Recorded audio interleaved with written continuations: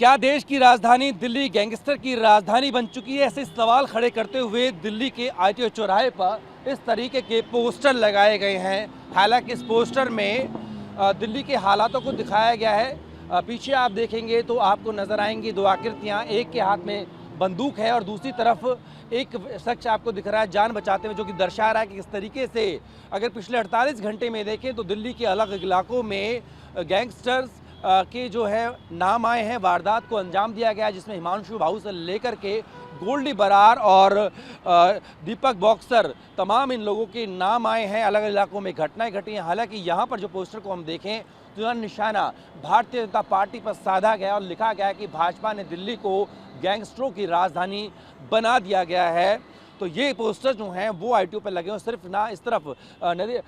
आप खुर्शीद उस तरफ भी दिखाएंगे सामने तो वहाँ पर भी नज़र आएगा कि पोस्टर्स जो हैं वो लगाए गए हैं। सबसे दिल्ली का जो व्यस्तम चौराहा है आईटीओ पर, और सवाल खड़े किए गए हैं। और जिस तरीके से देखें तो जो दिल्ली में सरकार है आम आदमी पार्टी की, उन्होंने भी एक दिन पहले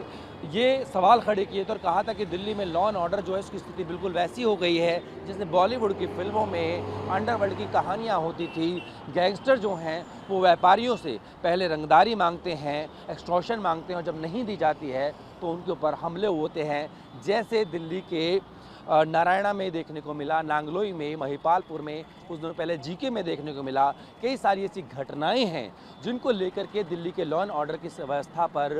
दिल्ली सरकार में मंत्री हैं सौरभ भारद्वाज, उन्होंने सवाल खड़े किए और रविवार को वो जो विक्टिम हैं उनसे मिलने भी गए और साफ तौर पे कहा, क्योंकि दिल्ली में जो पुलिस है वो केंद्र सरकार और एलजी के अधीन आती है। उन्होंने एलजी पर एक सवाल भी खड़ा किया और कहा था कि जो उनकी जिम्मेदारियां हैं, दिल्ली में 209 थाने हैं, उनकी विजिट करने की जगह, लॉ एंड ऑर्डर को देखने की जगह वो जाते हैं नालियों का निरीक्षण करने और दिल्ली के सरकार के जो कामकाज है उनमें अड़ंगा डालते हैं। रविवार को सवाल खड़ा किया था और जब सोमवार की सुबह हमने देखा तो आईटीओ पर इस तरीके के ये बैनर्स लगे हुए हैं, पोस्टर लगे हुए हैं। हालांकि नियम ये होता है कि जब आप कोई ऐसे सार्वजनिक जगह पे बैनर पोस्टर लगाते हैं तो उस पर लगाने वाले का नाम, मुद्रक का या कि प्रिंटर का नाम होना चाहिए, वो यहाँ पर नहीं है। लेकिन साफ तौर पर दिल्ली की जो लॉ एंड ऑर्डर की व्यवस्था है उसको लेकर सवाल खड़ा करते हुए ये इस तरह के बैनर, पोस्टर, होर्डिंग जो हैं वो लगाए गए हैं और यहाँ पर निशाने पर रखा गया है भारतीय जनता पार्टी को,